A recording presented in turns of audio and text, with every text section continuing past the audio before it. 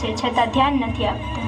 આજના ધ્વજવંદનના કાર્યક્રમમાં તો ખૂબ જ મજા આવી. હા, ખૂબ જ મજા આવી. અરે અર્જુન, તારા પગ નીચે તિરંગો પડ્યો છે, ઉપાડ તો ખરા. હા અર્જુન, તિરંગાને જમીન ઉપર પડ્યો રાખવો એ દેશનું અપમાન છે, અને આજના દિવસે તો આવું અપમાન કરે છે. અરે શું અપમાન બપ્પાન, આપને આઝાદી મળ્યાને ઘણા વર્ષો વીતી ગયા છે. હવે શું છે આ બધું? મને તો આ બધા ઢોંગ જરા પણ નથી ગમતા. શું તું આવું વિચારે છે દેશ માટે? બધા મિત્રો તેની આવી વાતથી ચોંકી જાય છે અને ત્યાંથી તિરંગો લઈને અર્જુનના દાદાજી પાસે જાય છે. દાદાજી દાદાજી, આજે તો અર્જુને હદ જ કરી નાખી. પોતાના પગ નીચે તિરંગો પડ્યો હતો તો ઉપાડ્યો પણ નહીં અને કહે છે કે મને આ બધા ઢોંગ લાગે છે. સારું, હું જોઈ લઈશ.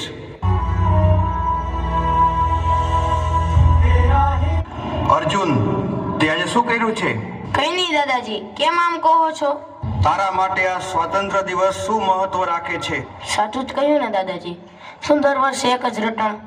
સવારે વહેલા ઉઠવાનું, સફેદ કપડાં પહેરવાના અને સ્કૂલે જઈને તડકામાં ઊભા ઊભા પહેલા સરની સ્પીચ સાંભળવાની. મને તો 15મી ઓગસ્ટ બહુ બોરિંગ લાગે છે. શું બોલ્યો? બોરિંગ લાગે છે? અરે શરમ કર તારા વિચાર પર.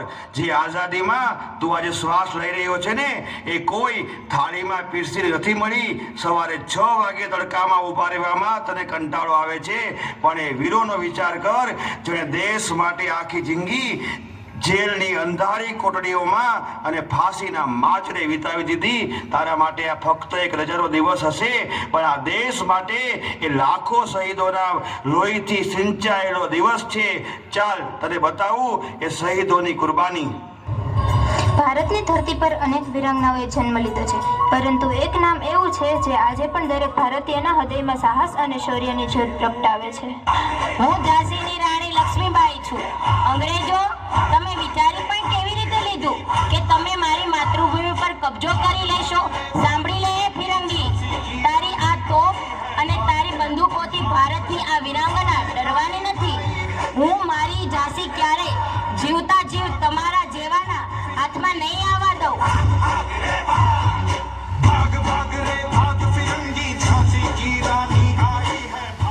ભારતની આઝાદીની લડતમાં અનેક યુવાનોએ પોતાના જીવની પરવા કર્યા વિના દેશ માટે સંઘર્ષ કર્યો. એમાં એક એવું નામ છે જે આજે પણ યુવાનોમાં હિંમત અને દેશપ્રેમ જગાવે છે. એ શહીદ એ આઝમ ભગત સિંહ. भगत सिंह, तुम्हें ब्रिटिश सरकार के विरुद्ध विद्रोह और देशद्रोह के अपराध में मृत्युदंड दिया जा रहा है. आज तुम्हें फांसी दी जाएगी. क्या तुम्हारी कोई अंतिम इच्छा है? મારી એક જ ઈચ્છા છે કે આ દેશનો દરેક યુવાન આઝાદી માટે જાગૃત થાય. તમે મારા શરીરને મારી શકો છો, પણ મારા વિચારોને ક્યારેય નહીં મારી શકો. દિલ સે નિકલેગી ન મરકર ભી વતન કી ये उल्फत, मेरी मिट्टी से भी खुशबू ये वतन आएगी. इनकलाब जिंदाबाद. कर चले हम फिदा जानो तन साथियों, अब तुम्हारे हवाले वतन साथियों. ભારતની આઝાદીની લડતમાં અનેક મહાન ક્રાંતિકારીઓ અને દેશભક્તોએ પોતાનું સર્વસ્વ દેશ માટે અર્પણ કર્યું. અંગ્રેજો સામેની લડતમાં મૃત્યુ પામ્યા. હું ભારતનો નાનો સેવક લાલ બહાદુર શાસ્ત્રી છું. જ્યારે દેશ પર સંકટ આવ્યું ત્યારે હવે હું દેશને તથા દેશના નાગરિકોને એક જ ટંકના ભોજન પર ગુજરાન કરવા વિનંતી કરું છું. અને આ અંગ્રેજોની તાનાશાહીનો વિરોધ નોંધાવવા હું દરેકને મારી સાથે જોડાવા વિનંતી કરું છું. આધી રોટી ખાएंगे, आधी रोटी खाएंगे, आधी रोटी खाएंगे. कर चले हम फिदा जानो तन साथियों, अब तुम्हारे हवाले वतन साथियों. कर चले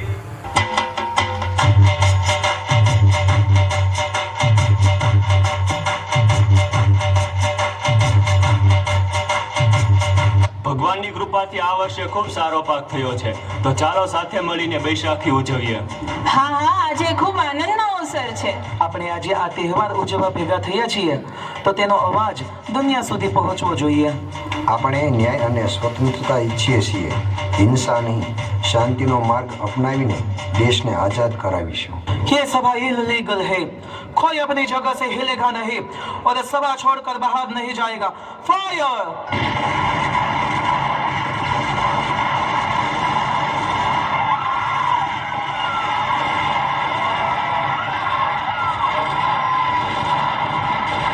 આ દુઃખદ ઘટનાએ સમગ્ર દેશને ઝંઝોળી નાખ્યો. અનેક નિર્દોષ લોકોથી પોતાના પ્રાણ ગુમાવ્યા, પરંતુ તેમના બલિદાનથી ભારતની આઝાદીની લડત વધુ મજબૂત બની. હું ભારત માતા છું. મારા આ વીર સપૂતોએ પોતાનું બલિદાન આપીને મને આ અંગ્રેજોના જુલમમાંથી મુક્ત કરાવી. અંગ્રેજોના શાસનમાં હું જુલ્મોની નજરમાં તેમના સકંજામાં ફસાઈને મૂંઝાઈ રહી હતી. આ અંગ્રેજો નરાધમો મારી આબરૂ પર હાથ નાખી રહ્યા હતા. જેમ જખમ પર કીડા ખદબદતા હોય ને વ્યક્તિને પીડા થાય તેવી પીડા મને થઈ રહી હતી. તેમાંથી મને મારા આ સપૂતોએ મુક્ત કરાવી, મને પીડામાંથી રાહત અપાવી. અને આજના આ 20મી સદીના આ બાળકો જ્યારે આઝાદી શું છે અને આઝાદીનું શું મહત્વ છે એ જાણતા નથી, તેનું મને ખૂબ દુઃખ થાય છે. હું ફરીથી અસ્વચ્છતા, ગંદકી, ભ્રષ્ટાચાર જેવી બીમારીથી પીડાઈ રહી છું. આ દેશના મારા નાગરિકોને હું ભારત માતા વિનંતી કરું છું કે મને આ પીડામાંથી મુક્ત કરાવો, મને મુક્ત કરાવો.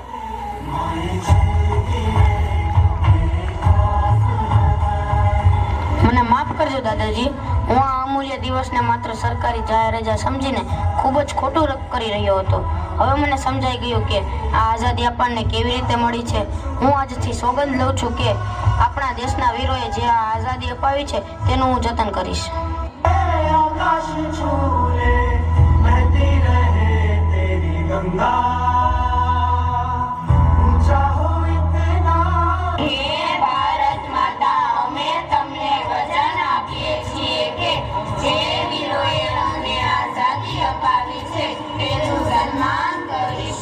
માત્ર 15મી ઓગસ્ટ કે 26મી જાન્યુઆરીએ જ નહીં, પરંતુ હંમેશા આઝાદી તથા આઝાદી આપનાર વીરોને યાદ કરી સન્માન કરતા રહીશું.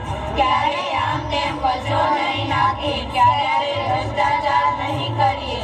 અમારી નજર સામે થતો ભ્રષ્ટાચાર કે ગંદકી ક્યારેય સહન નહીં કરીએ. રાષ્ટ્રધ્વજ માટે હંમેશા સન્માન કરીશું.